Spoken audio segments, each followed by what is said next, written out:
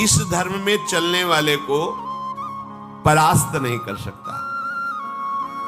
ये बात ध्यान से समझ लीजिए। जैसे कोई बहुत बड़ा तांत्रिक है और वो भूतों को वश में करने वाला है और तुम्हारे ऊपर भूत लगा दे, तंत्र के द्वारा मारण मूठ या कोई शाप या किसी तरह का अमंगल, ध्यान दीजिए, ये इस धर्म की बड़ी महिमा है। यदि आप भगवद आश्रित हैं, नाम जप कर रहे हैं, तो ना माया का कपट चलेगा, ना किसी का तंत्र तुम्हारे ऊपर चलेगा, ना किसी का कोई मारण मंत्र चलेगा, ना कोई भूतावेश तुम पर आविष्टित कर सकता है, ना किसी भी तरह की कोई विष आदि की।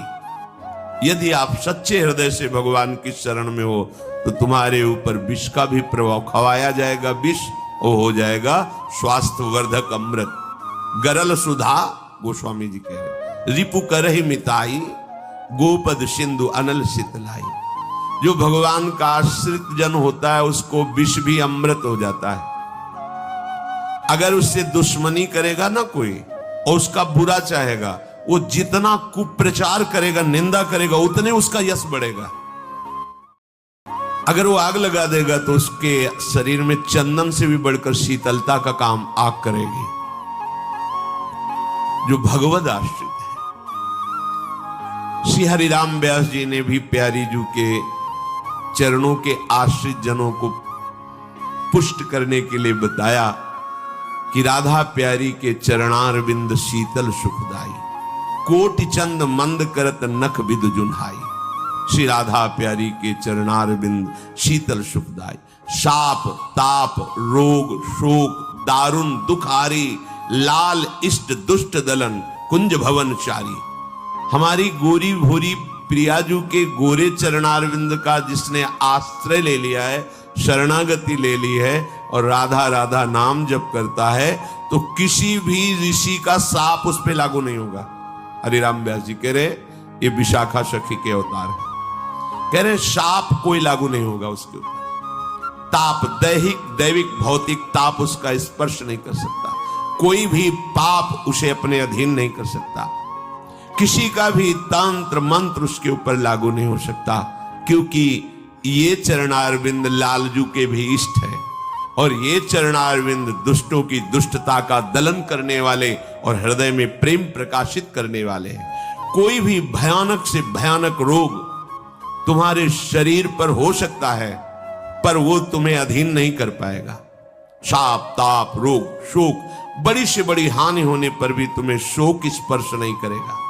प्यारी जू के चरणों का जिसने आश्रय ले लिया है, ये ऐसा परम धर्म है कि इसके आश्रित को कोई भी तंत्र मंत्र मूठ मारण भूत प्रेत पिशाच पिशाचनी कोई भी नहीं स्पर्श नहीं कर सकता। ध्यान रखना। हाँ, अपना कल्याण कराने के लिए सामने आ सकता है, क्योंकि नाम जापक ही सबके कल्याण का सामर्थ्य भाव रख सकता। जो निरंतर नाम जप करता है उसमें सब सामर्थ्य आ जाती है। एक बार भाई जी से हनुमान प्रसाद पोद्दार जी समुद्र के किनारे बैठे नाम जप कर रहे थे, तो देखा एक सफेद पोशाक पहने हुए पाग बांधे हुए पारसी वेशभूषा में सामने खड़े हैं। भाई जी ने सदाचार के कारण कहा, बाबूजी क्यों खड़े हो, बैठ जाइए।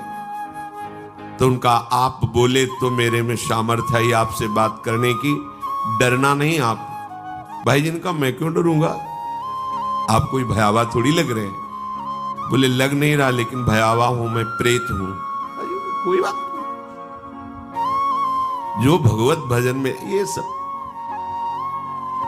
कई जगह ऐसा घटना में, गंगा किनारे जैसे श्मशान है, ऐसा नहीं कि प्रेत योनि नहीं होती, होती है, पर वो प्रभाव नहीं दिखा सकती। ऐसे प्रत्यक्ष देखा है। भाई जी ने कहा कि तो आप हमारे पास क्यों आए हो? बोले अपना उद्धार कराने के लिए। मुझे गीता कंठस्थ है, बहुत से शास्त्र कंठस्थ हैं, पर कुछ ऐसी मेरे से गलतियां हो गई जिनके परिणाम रूप मुझे प्रेत योनि प्राप्त हुई है। फिर मुझे आंतरिक संकेत हुआ है कि आप हमारा कल्याण कर सकते हो। भाई जी ने कहा तो बड़े आश्चर्य की बात है कि आपको गीता कंठस्थ है और फिर आप प्रेत योनि में। गीता के एक श्लोक बोल दे तो प्रेत तो मुक्त हो जाता है। बोले मुझे से कुछ ऐसे भयानक अपराध हो गए, जैसे गुरुद्रोह है, वैष्णव अपराध, ये बड़े भयानक अपराध होते हैं। जब किसी का पतन होना होता है तो माया यही खेल खिलवाती है, क्योंकि और सब पाप है वो दरस परस अगनाश, गुरुजनों के संतों के दर्शनों से ही नष्ट हो जाते हैं। लेकिन संत द्रोह, नाम जापक, वैष्णव द्रोह, गुरु अवज्ञा, गुरुद्रोह, ये भयानक अपराध होते हैं, इनसे दुर्गति हो जाती है। तो अपना कल्याण करने के लिए कोई ऐसा भले, नहीं तो किसी भी भक्त के सामने, भगवद आश्रित नाम जापक के सामने किसी का चेटक नहीं चलता है। मथुरा दास जी की भक्ति का प्रभाव, हजारों लोग अनुयायी, हजारों लोग शिष्य बन गए। तो अब वो तांत्रिक था, तंत्र मंत्र का उसे बहुत ज्ञान था। श्री मथुरा दास जी जिस नगर में रहते थे वहां वो जाकर अपना नाटक शुरू किया। उसने सब जगह प्रचार प्रसार किया, मैं गंडकी नदी में 12 वर्ष तक खड़े होकर के तपस्या करके आया हूं, केवल दूध का आहार करता था, उसके प्रभाव से शालिग्राम भगवान हमारे बस में हो गए। और आप सबको मैं दिखा सकता हूं कि शालिग्राम मेरे वश में है, देख लीजिए। सिंहासन लाता, बाहर रखता, हजारों की भीड़, ऐसे ऐसे करता तो वो ऐसे शालिग्राम उठते और नाचते हुए ऐसे ऐसे ऐसे फिर रख जाते, फिर ऐसे ऐसे ऐसे ऐसे। तो सबको आश्चर्य हो रहा, जैसे चुटकी बजा रहा वैसे शालिग्राम की बटिया ऐसे ऐसे ऐसे। लोग भीड़ कटने लगी, क्योंकि अब जैसे राधा राधा कहो, कोई जंतुर नहीं है, कोई भस्म नहीं है, कोई वादा नहीं है, तो फिर कम वहां तो दिखाई दे रहा ना ऐसे। देखो ये सब तो लगता है ना कि हाँ। अब हमसे पूछो कि हमारे मन में क्या चल रहा है, हमें नहीं पता है। हमें ये देखना है कि हमारे प्रिया जी के मन में क्या चल रहा है। मन मन की रुचि जानिने, मुझे अपनी लाडली की मन की जान के उनकी परिचर्या में रहना है कि तुम्हारे मन की जान के तुम्हारी परिचर्या में रहना है। हाँ, तुम यदि मन से ऊपर उठना चाहते तो हमारी बात मान लो, मन को अधीन करके, और मन के अधीश्वर भगवान में तुम्हारा प्रेम हो जाए, तुम्हारा जीवन कृतार्थ हो जाए। अब वहां नाम नंद नंदन का भजन पद्धति, तो जो कमजोर लोग थे उन्होंने कहा कि आज तक कोई चमत्कार तो दिखाया नहीं मथुरा दास जी ने। देखो ये है संत, 12 वर्ष से दूध पी के गंडकी नदी, 12 मिनट भी नहीं खड़ा होगा कभी। अब भेंट जो जितनी चढ़ाएगा उतने उसके दुख नष्ट होंगे। अरे भैया वहां तो रुपया सब समेटता, फिर दूसरे मोहल्ले में, पूरे गांव में अब तो जय जयकार, शालिग्राम भगवान को नचा।